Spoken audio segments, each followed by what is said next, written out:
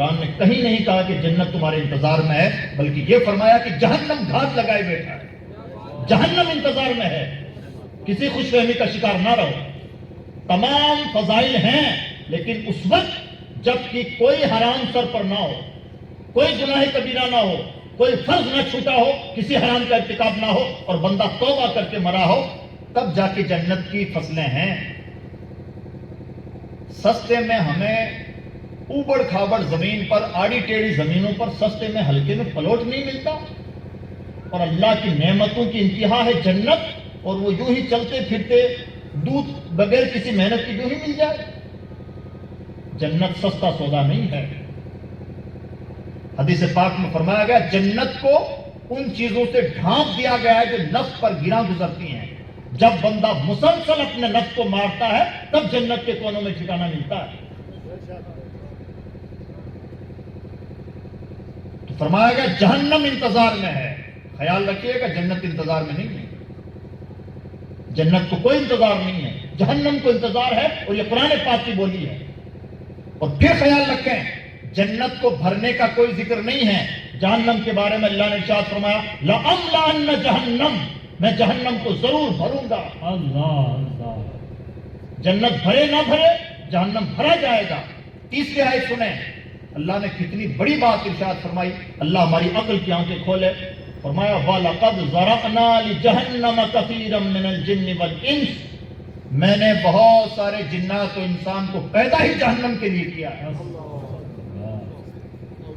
ہمیں لگتا ہے کہ یوں ہی دنیا چل جائے گی، ہم بے مہار اونٹ کی طرح جیسے چاہیں زندگی گزاریں، کوئی پابندی نہیں ہے، جو چاہیں سو کریں، عیش و آرام کی زندگی گزارتے رہیں، کوئی سچ جھوٹ نہیں، کوئی دیانت داریاں نہیں، کوئی تقویٰ پرہیزگاری نہیں، اور دھلے دھلائے جنتی ہیں۔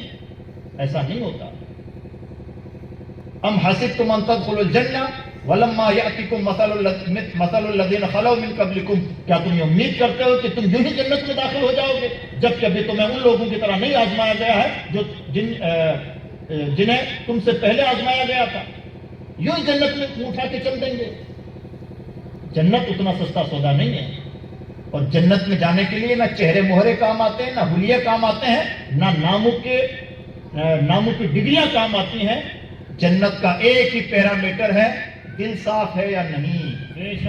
یہ سنو میں بات کیجئے، وہاں نہ ڈگریاں ہیں نہ اقتدار ہیں، بلکہ حدیثوں میں وضاحتیں کی گئی، حاجیوں کو پکڑ پکڑ کے جہنم میں ٹھونسا جائے گا، علماء کو گھسیٹ گھسیٹ کے جہنم میں لادا جائے گا، اور صاف لفظوں میں کہا جائے گا تم نے علم اس لیے حاصل کیا تھا کسی علم کو بیچ کر کے دنیا کماؤ، اور تم نے حج اس لیے کیا تھا کہ دنیا سے عزت کی بھیک مانگو، تم نے جو مانگا تھا وہ دنیا میں دے دیا گیا، اب یہاں پر کوئی حجت بازی نہ کرو، جہنم میں جاؤ۔ ہم سمجھتے ہیں کہ جنت یوں ہی مل جائے گی۔ اللہ نے فرمایا جہنم کو بھرا جائے گا، اللہ نے فرمایا جہنم انتظار میں ہے، اللہ نے فرمایا ہم نے لوگوں کو پیدا ہی جہنم کے لیے کیا ہے۔ اور ایک جگہ ارشاد فرمایا کوئی ایسا نہیں جس کا جہنم پر سے گزر نہ ہو، جسے ہم پل صراط کہتے ہیں، بال سے زیادہ باریک تلوار سے زیادہ تیز ہم ہی کہتے ہیں۔ ادھر میدان ہے، ادھر جنت ہے، نیچے جہنم دہک رہا ہے، اور اس کے اوپر پل صراط بنا ہوا ہے بال سے زیادہ باریک۔ کیا ہمیں اپنے کرتوتوں کے مطابق لگتا ہے کہ یہ بال سے زیادہ باریک راستہ ہم کراس کر پائیں گے؟ یہ مائی کی ڈنڈی ہے، یہ انگل بھر برابر موٹی ہے، اگر ہم نے مشق نہ کی ہو تو ڈنڈی پر چلنا آسان نہیں ہوتا، تلوار سے زیادہ تیز نوک پر ہم چل کے جہنم میں پہنچ جائیں، جنت میں پہنچ جائیں۔ اگر آپ ہمارے اعمال اتنے مضبوط ہیں کہ دل گواہی دیتا جناب کچھ بھی ہو میں تو بال سے زیادہ باریک راستہ کراس کر لوں گا، تو مبارک۔ اور اگر دل میں تھوڑا بھی تذبذب پیدا ہو رہا ہے تو وہاں تذبذب کا موقع نہیں ہے، جائزہ لینے کا وقت یہی ہے۔ اس لیے کسی خوش فہمی میں نہ رہیں۔ ہم لوگوں کا کیا حال ہے؟ سستے میں جنت کی امیدیں لگائے بیٹھے ہیں۔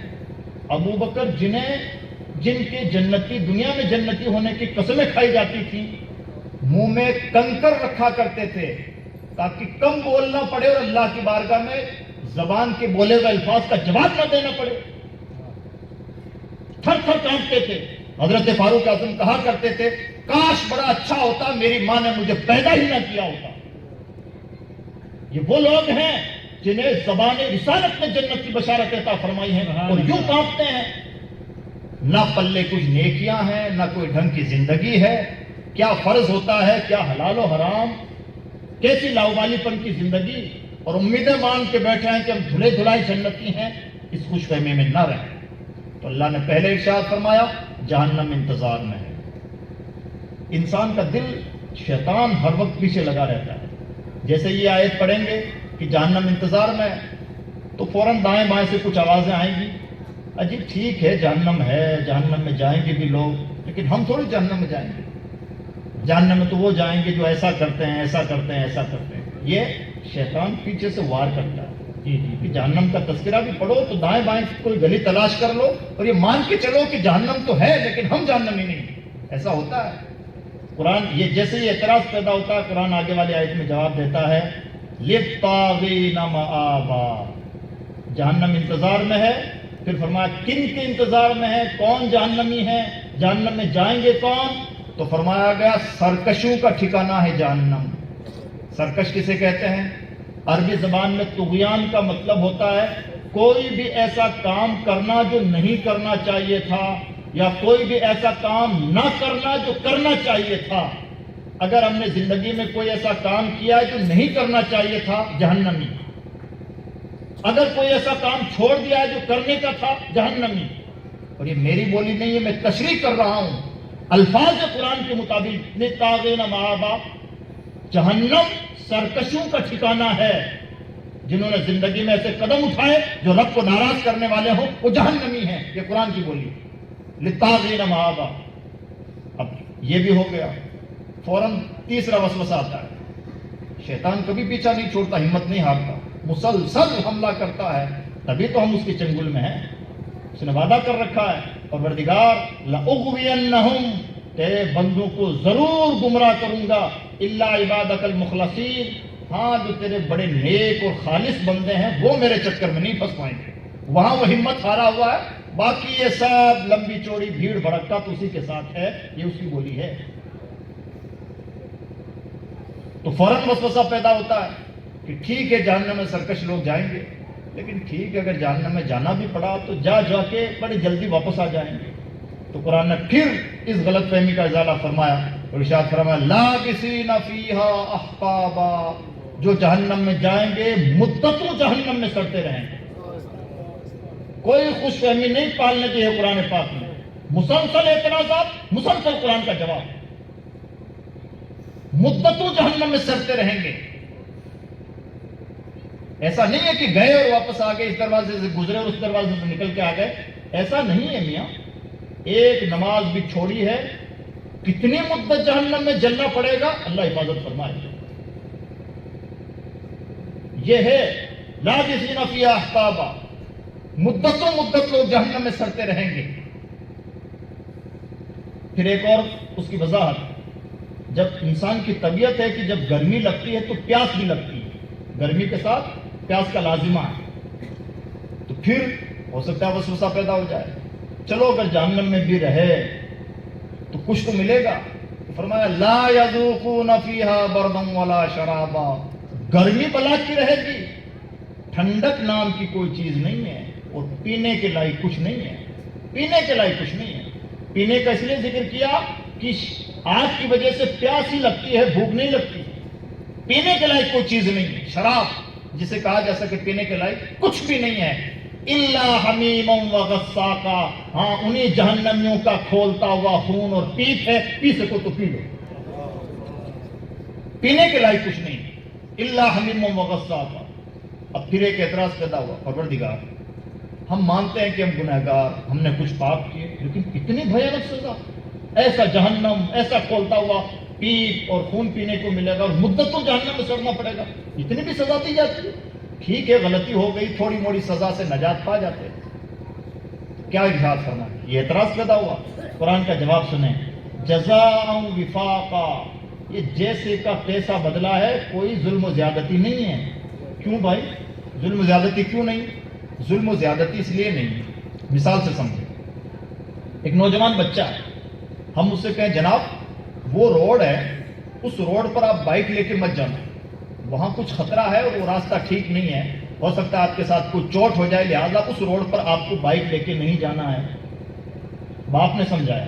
پھر ماں نے بھی سیم بات کہی کہ بیٹا وہ جو روڈ ہے اس پہ میں نے دیکھا کہ کچھ خطرات ہے تو تم ادھر سے مت جا. محلے کے بڑے بوڑھوں نے سمجھایا, سب نے باری باری جو سمجھا سکتے تھے, ماں باپ نے سمجھایا, دوستوں نے سمجھایا, بڑے بوڑھوں نے سمجھایا, سب نے بتا دیا. گورنمنٹ نے بھی ایک نوٹس چسپاں کر دیا کہ اس راستے پر سے کوئی نہ گزرے. لیکن نوجوان کو بڑا تنتنا تھا. کہنے تو سب کو ایسے لوگ ڈرتے ہیں, ڈرپوک لوگ ہیں, کون ان کی باتیں سنتا ہے, بزدل ہے, میں بڑا بائکر ہوں. اور وہ بائک لے کے وہاں سے گزرا اور بائک پھسلی اور مان لیجیے کہیں گھاٹی میں گر گیا. تو ہمیں وقتی طور پر تھوڑا افسوس تو ہوگا, لیکن کہیں گے کیا کہیں گے, اس کے ساتھ یہی ہونا تھا. اس کو اس کے ماں باپ نے منع کیا, اس کے تمام دوستوں نے منع کیا, اس کے چاہنے والوں نے منع کیا, گورنمنٹ نے بھی یہاں پر نوٹس لگا رکھا ہے کہ یہاں سے کوئی نہ گزرے. کسی کی نہیں مانتا, سب کو نکار دیتا ہے, صرف اپنی چلاتا ہے, بڑا بہادر بنتا ہے. کہیں گے یا نہیں کہیں گے؟ نبیوں نے سمجھایا, قرآن نے سمجھایا, اولیاء آئے, علماء سمجھاتے ہیں, ہر جمعہ کو تقریر ہوتی ہیں, کسی کی نہیں سنتا. جناب جہنم میں جل رہے ہو تو اسی لائق ہو کہ جہنم میں جلو. ایک بار سمجھانے پہ سمجھ جانا چاہیے, لیکن 60-70 سال کی زندگی گزاری, نہ اپنی بیماریوں سے کچھ سیکھا, نہ گزرتے ہوئے لاشوں سے کچھ سیکھا, نہ علماء کی باتوں سے سیکھا, نہ اللہ کی کتاب سے سیکھا, نہ نبیوں کی ہدایت سے سیکھا. تو فرمایا جزا وفاقا, ایسے گناہ گاروں کا بدلہ یہی جہنم ہونی چاہیے. یہ جیسے کو تیسا بدلہ ہے, کوئی زیادہ بدلہ نہیں ہے, کوئی اوور نہیں ہے, ایسا ہی ہونا چاہیے تھا. اسے سب نے سمجھایا, کسی کی نہیں سنتا. جب کسی کی نہیں سنتا ہے تو اس کا بدلہ یہی ہونا چاہیے تھا, جزا وفاقا. اب ایک اور اعتراض پیدا ہوا, پروردگار اب بندہ کو تھوڑا سا اطمینان ہوا کہ جہنم سے بچ پانا آسان تو نہیں ہے, یہاں تک پہنچتے تھے. پھر سوال پیدا ہوا, اچھا بندہ جہنمی بنتا کیوں ہے؟ چلیے ہم نے مان لیا کہ جہنم بڑا بھیانک ہے اور اس سے بچانا اور گلی نکالنا آسان نہیں ہے. اب سوال یہ پیدا ہوا کہ جہنمی بندہ بنتا کیوں ہے, جہنمی کیوں ہوتا ہے؟ اس کا یہ سوال ہے, اس کا جواب قرآن سے سنیں. قرآن فرماتا انہم کانوا لا یرجون حسابا. جہنمی اس لیے ہیں کہ انہوں نے اپنے ذہن سے حساب و کتاب کو نکال دیا تھا. یعنی جہاں کشتی ڈاواں ڈول ہوتی ہے وہ بیسک ریزن کیا ہے؟ کوئی حلال حرام فرض واجب کیا چھوٹ رہا ہے, کیا ہو رہا ہے, کوئی پرواہ نہیں ہے, اس لیے کہ حساب و کتاب کا کوئی خیال ہی نہیں ہے. وہیں سے معاملہ گڑبڑ ہوتا ہے. یعنی گڑبڑی کہاں پیدا ہوتی ہے؟ جہاں ذہن سے نکلا کہ ایک ایک ذرے کا اپنے رب کی بارگاہ میں حساب دینا ہے, وہیں سے ڈاواں ڈول ہوتی ہے کشتی. تو بیسک ریزن کیا سمجھ میں آیا؟ جہنمی بننے کا بیسک ریزن حساب و کتاب کا خیال دل و داماد سے نکلے, بندہ اینڈ میں بھیانک جہنمی بنتا ہے. انہم کانوا لا یرجون حسابا. اور کیا ہے؟ وَكَذَّبُوا بِآيَاتِنَا كِذَّابًا. اور ہماری باتوں کو مسلسل جھٹلایا. ہونا کیا چاہیے؟ ہونا یہ چاہیے, نوجوان لاش ہو گئی, انتقال ہو گئے, ہم بھی نوجوان, مان لیجیے میری عمر 35 سال ہے, میرے سامنے 35 سال کا, 40 سال کا, 30 سال کا ایک نوجوان ہارٹ اٹیک سے مر گیا, کیا میری عبرت کا موقع نہیں؟ اگر ایک دوسرا نوجوان میری نگاہوں کے سامنے میری سوسائٹی کا 30, 35, 25, 40 سال کی عمر میں جا سکتا ہے تو کیا میں نہیں مر سکتا؟ کیا میں نے اس سے کوئی نصیحت حاصل کی؟ نہ ہم مردوں سے نصیحت حاصل کریں گے, نہ اپنی جھکی ہوئی کمر سے نصیحتیں حاصل کریں گے, نہ زلزلوں سے نصیحت حاصل ہوگی, نہ علماء کی باتوں سے نصیحت حاصل ہوگی, نہ قرآن پڑھ کے نصیحت حاصل کریں گے. مسلسل اللہ کی باتوں کو اگنور, مسلسل ہدایت کی باتوں کو نظر انداز. مسلسل بندہ جب اللہ کی باتوں کو, ہدایت کی باتوں کو نظر انداز کرتا ہے تب جا کے وہ جہنمی بنتا ہے.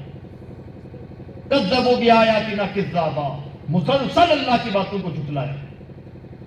اور سنیں, ہم حساب کتاب میں غافل ہو سکتے ہیں, اللہ نے جو 2 فرشتے مقرر فرما رکھے ہیں بالکل نہیں چوکتے. کل شیء احصیناہ کتابا. اللہ فرماتا ہے ہم نے ہر چیز کو کاؤنٹ کر کے اس کا رجسٹر بنا کے رکھا ہوا ہے. یعنی اتنا بھی باقی نہیں ہے کہ ذرا اب حساب کر لیا جائے کہ یہ نمازیں اب تک کتنی پڑھی ہیں. آلریڈی کاؤنٹنگ ہے, جس طرح ایکسل شیٹ میں ہوتا ہے. آپ اوپر سے لکھتے جائیے، نیچے اندر خود بخود